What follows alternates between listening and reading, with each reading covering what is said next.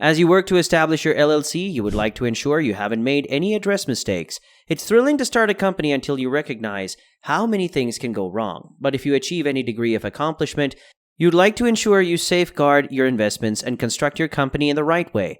One way to accomplish this is by making a limited liability company. In this video, we'll discuss some of the most common address mistakes people make when establishing an LLC. Wrong address. Okay, we'll set up the company where we reside. What will be the next big thing? Where do I put my address? You'd be shocked at how many individuals get this wrong. Let's all consider it for a moment. You manage a company online, perhaps you work from your home. Most likely you do your job from home. So let us talk about what your idea of home is. I've had conversations with individuals when they were young. They stay with their parents at their parents' house. They are living with other people. They stay in one location for 7 months and then move to the next. Can you recall how it felt? Youngsters move around frequently. During college, they move every year, so they reside in 1, 2, 3, or even 4 distinct places. It is extraordinary. So whether you're young, you probably move around a lot. So that is one thing. Regardless of whether you're young, you might be older now. However, if you do not own a residence, whether you're renting, if you are still residing with your mom and dad, or if you're going through a difficult time where you might not be in the same position for a long time, there are many explanations why anyone would be using home addresses might not be a good idea. So the next concern is, what address should I use? So if you're satisfied using the address you live, which is typically not the case, keep in mind that you can modify the address after you file this LLC. It hurts, but you can get through it. It's not that hard, but once you file that LLC, it becomes public information, and if you encounter the term public record, you should know that it implies spam mail. That indicates fraudsters, con men, and all kinds of other individuals will send you things to get you to take action. Most of the time, that means giving them cash. A few individuals will send documentation that appears legit, and if it's from the state, and like you must do something, even though you don't have to do anything. So you have to ensure you're fine with the use. If you utilize your home address, you should ensure you're fine with all of that and that the individuals you reside with are all right with it. If they aren't, you should probably do what I suggest. And the way to do that is with a virtual address.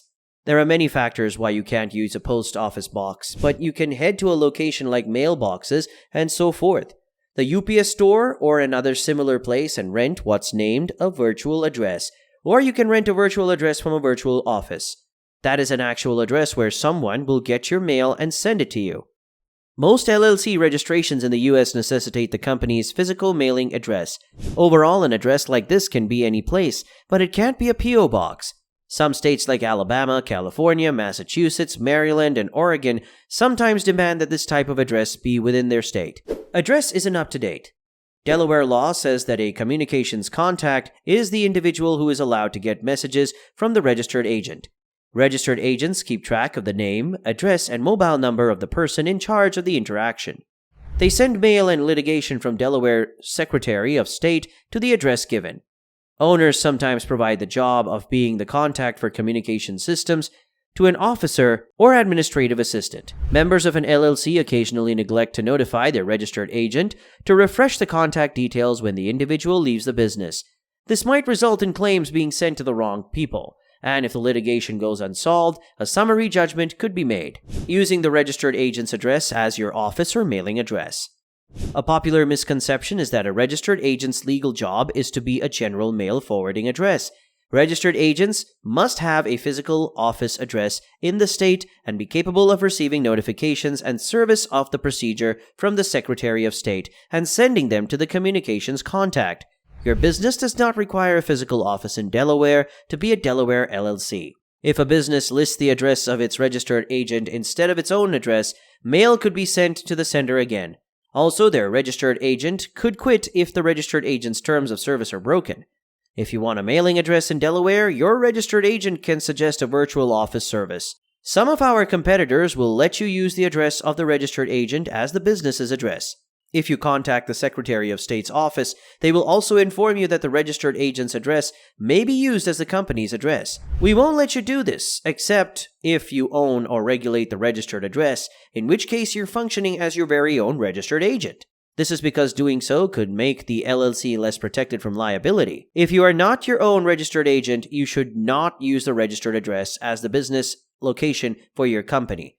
The main factor is that you can't change this address. Rarely are they set up to handle mail, and if you haven't filled out USPS Form 1583, the registered agent can't be your receiving agent. In brief, you would be breaking the rules the U.S. Postal Service set. If you file for an LLC this way, it'll be called a fraudulent filing.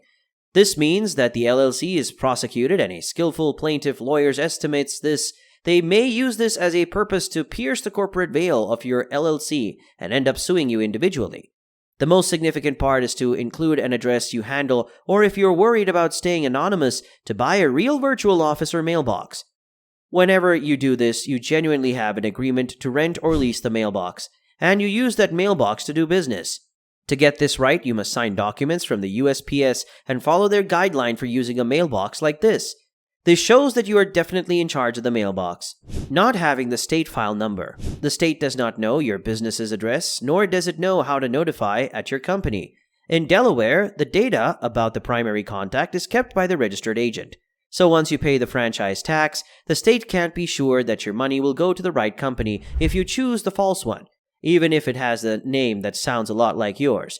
More frequently than you think, this occurs. A blunder such as this will take time to fix, and if you require a certificate of good standing throughout the time, you might not be apt to obtain one. Well, that's it for today. I hope you enjoyed the video as always. Please make sure to smash that like button and subscribe to our channel for more future updates. What do you want to see next? Do let us know in the comments below. Take care, everyone, and I'll see you in the next one.